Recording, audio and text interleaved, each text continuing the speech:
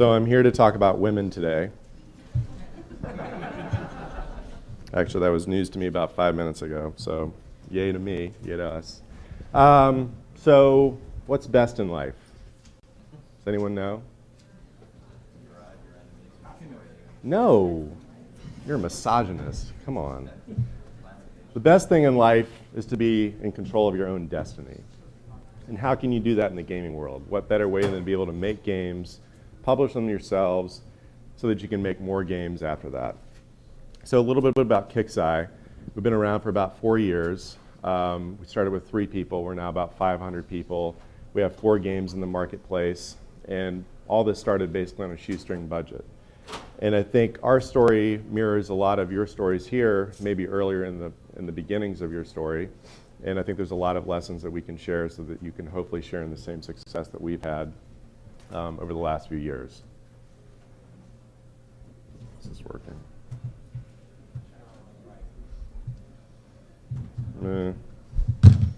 So many remotes. Tech support.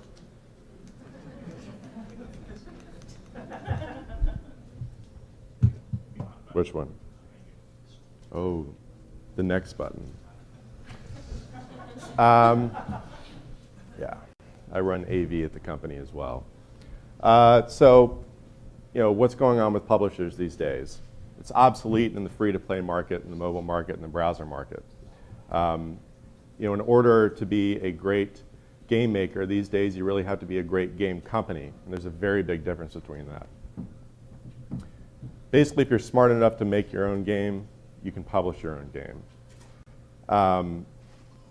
I would venture a guess that the IQs of game makers are probably a lot higher than those that are just marketing the games or figuring out how to, do other things with the games. Is that a crazy, wild guess? It's pretty damn hard to make a game. A lot of math, a lot of creative thinking, years and years of programming, training, who knows. But basically, if you're smart enough to make a game, you're definitely smart enough to publish a game. So please don't be scared of it. But first, let's go back through history and think about what it was to publish a game back in the old days with the old model. Required a whole lot of money, millions of dollars, perhaps hundreds of people, a lot of months, and basically you would just pray. That's not a lot of fun. It's not a lot of fun if you're an indie developer, for sure. This is causing a lot of problems these days with the old guard. It's not translating very well with the new ways. So let's focus a lot more of this talk on the new model. A lot of stuff going on these days. There's free to play, there's episodic adventures, it's mobile, it's browser, hyper accessible, no big downloads, design sometimes informed by community. You need to fail fast, iterate faster. These things are not supported by the old way of distribution and publishing. There are better ways to do these things, and you can actually be the master of your own destiny. So why do you think that you need a publisher? I'd say, first of all, to back up a little bit, the inspiration of this talk is because sometimes 10 to 20 times a month, I get an email from an indie developer that's asking me to look at their game and publish it. I'm scratching my head and thinking, why? Why are these guys asking me to publish these games? It's not that hard. Go set up an ad account, buy some ads, start tuning your games and figure out how to make money on your own without relying on someone like me who's just going to take 20%, 50%, 80%. That's not great. That's not going to turn you into a big gaming company. And otherwise, why are you doing this? What's the difference between having an overlord like me or just going to work for another company? What's the point of having your own gaming company? The point of having your own gaming company is so that you can control your own destiny. So some of you might think, well, I just don't really know how to do this. I don't have a lot of business acumen. I don't have a lot of budget. I just want to create. Well, again, to what I was saying earlier, if you can figure out how to make a game, you can do this. It's not that hard. We'll go into some conversion funnels in a little bit and kind of give you, hopefully point you into the right way of how to do this. But trust me, it's not that hard. If you had decent grades in high school algebra, you can do this. So do it yourselves. And again, in addition to not having an overlord like me, no revenue sharing. More money means more money in your pockets, more money in R&D to make more games. Isn't that what it's all about? This is why you're here. You want to make games. So why are you bothering sending pitches to someone like me when you can do this yourself? Also, I don't think you see this a lot these days with publishing in the free-to-play market or mobile market, but sometimes worst case scenario, when you have really that tight developer-publisher relationship, you're not going to be able to retain creative control. You're going to get a lot of product feedback. You're going to get a lot of advice on to change the way that your IP is, or even adopt that publisher's IP and start making games for them. That's not what you want to do. Again, that's not why you're in this business. So what are some of the basic things that you need to do other than game development? You need to learn how to listen to your community and build a community. There's tons of easy ways out there to immediately open up a forum. You don't need to write forum software. There's hundreds or maybe thousands of different variations of how to run a forum on the internet. User acquisition. Now this is probably the most challenging of any of these segments on this slide, but it's, again, not more challenging than creating your own game. Open up a Facebook ad account, both for mobile and for browser. It's actually really good in terms of UI and intuitive. It works for a lot of people. And the only way you're going to be able to learn it is to start doing it yourself. Jump in with both feet. Open up an account on Google, on Facebook, or any other ad partner you can think of, and start buying traffic and seeing what it does. Try different demographics. Try different spends. Try different creative content. Again, you're creative enough to make all those beautiful graphics and narrative in the game. I'm sure you can write some ad copy and make some pixel art that drives people to your game. And experiment. I mean, for us at KicksEye, we probably run thousands of different ads at any given time, all kind of A/B testing and trying these things. But it all started with one ad. Basic product marketing. Think about when you're making the game, who you're making it for. Make sure you're tuning the creative, tuning the narrative, tuning the game mechanics. All those things have to link up between the positioning of the game and the game mechanics so that you're reaching the right kind of players. Game analytics. You can't iterate on your game unless you've got analytic hooks. It's not just about measuring daily active users, but you've got to measure, day 1 retention, day 2 retention, day 30 retention. Think about what all your key performance indicators are and how you can measure the overall health of your game. There's a lot of things you can do here, but don't go overboard. I think one of the big mistakes we made at KicksEye early on is that we were perhaps trying to copy some of the tactics and strategies of other well-known free-to-play gaming companies in the sector, where we were maybe overly data reliant. And I think what we ended up finding is it was better to have kind of a nice mix of intuition and data-driven game development, but much heavier on the intuition side. I'd imagine all of you here are good game players as well as game makers, so you probably know what makes a good game. So let that intuition drive your first order of decision making, and if all things are equal, then start to use data to figure out what the better decision is. But first and foremost, the number one most important feature of any game is existence. Get that thing out there as fast as possible and start gathering data. Customer support, this is something that's going to come later. Wouldn't invest in too much of it right now. I think for the first year and a half, I was answering customer support calls. We didn't have the best ratings for customer support then, but it got better. Lot of things at your disposal these days. Back in the days of the early consoles and PC games, really the only way to go viral was basically word of mouth. You're at school or at work and say, hey, check out this great game. Now there are ways to facilitate that process and make it a lot easier. And I don't mean by trying to force somebody to make a Facebook post or a tweet or whatever. In some cases, these social media outlets simply just make these kinds of word of mouth transactions much more efficient. There are some things that I'm sure your creative and bright minds can think of that will kind of facilitate that process and make it easier, but leverage these channels. But don't take these things for granted, and don't be too obvious about it. What's a great game company these days in mobile or free to play that relies on an outside publisher? It doesn't exist. If you want to be one of these people, you have to figure out how to publish yourself. So let's go a little bit more into how we actually did it. So again, 4 years ago, just 3 of us, we had maybe $20,000 to $50,000 in the bank. Every month for the first 4 to 6 months, I was worried about figuring out how to pay ourselves. At the time, we didn't have very high salaries, so we didn't have to worry that much about making payroll. But it was just a handful of us trying to make it and figure it out, both on the game development side and the publishing side. We didn't go out and raise a whole bunch of money, but the last thing that we were ever going to do was to rely on other third parties like publishers to make ourselves successful. And it was through that kind of drive and just setting a stake in the ground that we forced ourselves to make certain decisions that would allow us to be self-sufficient and self-reliant. And that's what's most important. Don't ever allow yourself to fall back on something or someone that's going to just get you to the next phase, because you're always going to rely on that thing, and it might basically add to increased reliance on that external third party. And that's not what you want to do. Necessity is absolutely the mother of all invention. And you have to almost create some of these situations where you do figure things out.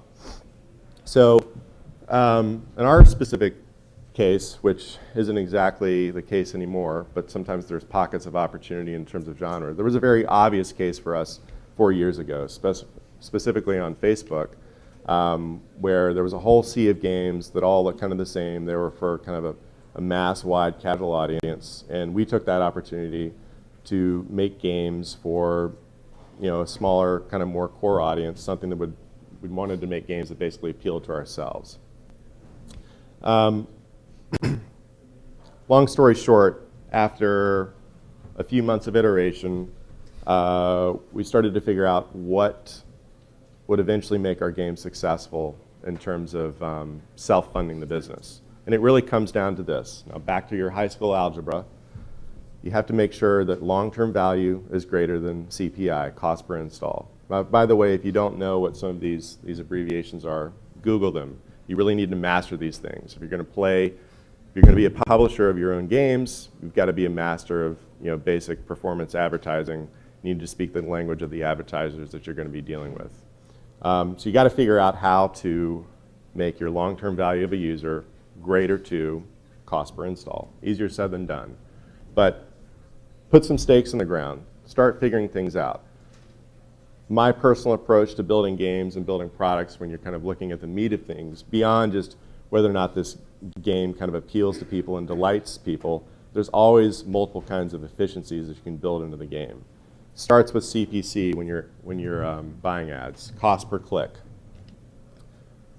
Once you're kind of optimizing the cost per click, trying to find the right mix of price relative to quality of clicks. Sometimes it's some kind of junk deal where people are incented to click on something. You don't want to mess with that.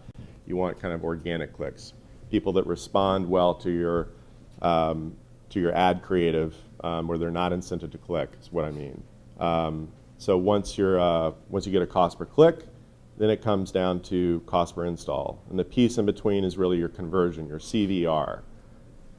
What percentage of people are dropping off before they're actually installing the game or hitting the first piece of your new user experience, if you have one. You've got to get to the bottom of that and just brainstorm. Why are people not installing the game? It might be the quality of the traffic that you're driving, so you need to basically spread it out across multiple different ad sources. Then you're getting into your new user experience. I hope you have one, unless you've got a drop-dead simple game that's basically speaks to itself. But I guarantee you it's always going to behoove you to have a great new user experience, even if you're using very familiar game mechanics. And this is the opportunity for you to introduce some sort of narrative elements in your game, really hook them. You don't have very long to really grab the attention of a new player for your games. So really nail this piece. And you can have all sorts of different funnel analysis inside of a new user experience. Basically put metrics into every single piece of touch inside of the new user experience and find what's resonating, what's not resonating with your players. Simple as that. And when you see kind of a spike and drop off, you go in and address it. Try different things, throw it up against the wall. Then you ultimately come down to a tutorial completion rate. And then you start going into the game of retention. So I would say the hardest part of the battle is over if you've gotten a solid X% of people coming into the tutorial. Usually we target about 50%. If 50% of people make it out of the tutorial and are playing the game, that's great. You can work with that. Now again, I'm going to quote a few numbers here. I wouldn't necessarily target any of the numbers that I'm specifically throwing out. You have to kind of look at all the numbers in aggregate. If I have a 10% tutorial rate, it might be okay if all those users who are coming in are paying me a few dollars a day. That doesn't matter. But if you're looking at somewhere between 20 cents and $1 a day, looking at things like a 40 to 60% tutorial completion rate, 30% day one retention out to 10% day 30 retention, that's going to be a pretty successful product for you. So anyway, you're going to get into the game of retention measuring and thinking about all sorts of things about how to make sure that you're keeping people there. And again, what you were doing with the new user experience about putting kind of data points in each piece of the tutorial, you can do the same thing throughout the game. What was the last point that you saw that user? I mean, just select batches of players and think about how you can measure their experience. And once you find kind of the faults in your game, think about how you can make the game more fun or how it can be better. Don't make it all about numbers, but again, well, I would say use numbers to figure out where the problems are in the game, but use your intuition as a game designer to think about how to improve the player experience. That's what it's about. It's about player experience. All you're doing is introducing metrics so that you can figure out where you should put that big creative brain of yours into the product. So eventually, it boils down to payer conversion, and that ultimately, payer conversion combined with retention ultimately leads to long-term value. If your predicted long-term value is greater than CPI, you've found kind of the solution set, and you can start buying a lot more traffic and build a successful game. So some more specific examples. We launched Desktop Defender at a very different time now, but there's always a solution set. So Desktop Defender was our free-to-play version of Desktop Tower Defense. Now, Desktop Tower Defense was free, and it won, I think, MTV Game of the Year award in 2007. It made this much money, zero. So they're both free to play, but this one we thought, well, let's actually try to figure out how to monetize this game in kind of a soft way that doesn't interrupt the player experience. At the end of the day, we couldn't really figure out how to monetize Desktop Defender in a way that would be pleasing to users. I'm sure that other people could figure out a way to do it. That doesn't mean there's not a way to do it. But Desktop Defender served its purpose. We started small. So start small. Don't think about, this game is going to be a hit. It's going to make $3 million a day. It doesn't need to do that. Keep your team small and make sure that you can play within your means. So, eventually Desktop Defender got to, maybe 60,000 DAU, and we were jumping up and down when it made $1,000 a day in revenue. But it was small steps. We learned so much with Desktop Defender that it eventually led us to our next title, Backyard Monsters. We learned a lot with Backyard Monsters. One of the things when I was looking at the data was looking at kind of basic demographics, who was playing more, who was spending more. And what I found was that some of the more casual audience that was playing the game, I think they were attracted to kind of the soft art in Backyard Monsters.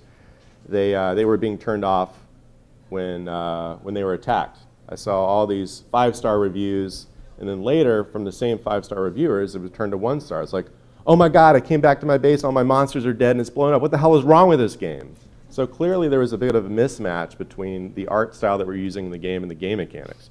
This is what I was talking about earlier, when you need to make sure you target the right demographic and the right audience and match that to genre, art style, and game mechanics. There is a kind of a symbiotic relationship between those things. You've got to make sure those things match. I'd say 50% of the time when someone brings me a game to publish, there is a tremendous mismatch between game mechanics and art style and kind of how they want to address their demographic. I saw this amazing dungeon crawler about a year ago, fully real-time synchronous, awesome. I mean, it could have been Diablo, but better in a free-to-play environment, but it had this cutesy art. The hell is with that? I don't want to play that. I mean, if I want to go around and slash things, I want some badass-looking knights and dragons and things like that instead of little marshmallows running around on the screen. So anyway, we changed a lot of things in Backyard Monsters from cute to a little more, quote-unquote cool, at least for the market we were going after. Sure, things cost a lot more, but it was worth it. At the end of the day, we got kind of a more pure user base with the audience in Backyard Monsters, and it started monetizing. We started to justify the CPI, and our LTV started going up. So basic keys to success. Focus on quality. Use your intuition. Don't worry so much about metrics. Get kind of a stake in the ground first, using your own intuition. And again, let your intuition and your game designer and game developer hat lead you on this decision-making process. Zig when everyone else zags. Don't kind of always just follow the leader. There's so many opportunities. We're seeing the exact same thing in mobile that we saw on Facebook a few years ago. Everyone's copying the leader. There's a lot of creative minds at this conference over the next couple of days, and I'm sure there's a lot of future hits coming out of this, but you're never going to get a hit if you're just going to copy the leader. You can do new things, you can do it better. Make sure that you're making, technology and platform agnostic decisions. We'd be out of business right now if we made different decisions 4 years ago. Thankfully we made decisions that allow us to turn on a dime and basically develop for lots of different platforms. Never go long on any one platform, not iOS, not Android, not Facebook, not Xbox, not anything. Make sure you're doing things where you at least have something to fall back on, where you can change to something else. And optimize distribution platforms, of course. Once you start getting success, you'll be able to form relationships with different platforms. Don't immediately expect that you're just going to come right off the bat and have a 4-star relationship with the App Store team. It's not going to happen until they know who you are. But you don't need them to be successful. You can be successful by your own hand making a great game first and foremost. But you can learn how to do these other things slowly. So again, it's about targeting the right users and making sure there's a good match between your own game creative and your own game mechanics. There's got to be a tight match between those things. So I've covered most of all of this, and I want to see if there's any questions. But basically, be the master of your own destiny. You can do it. If you're smart enough to be a game developer, this is easy. Any questions? Done. Thank you very much, Will. Sure, thank you. I have a question.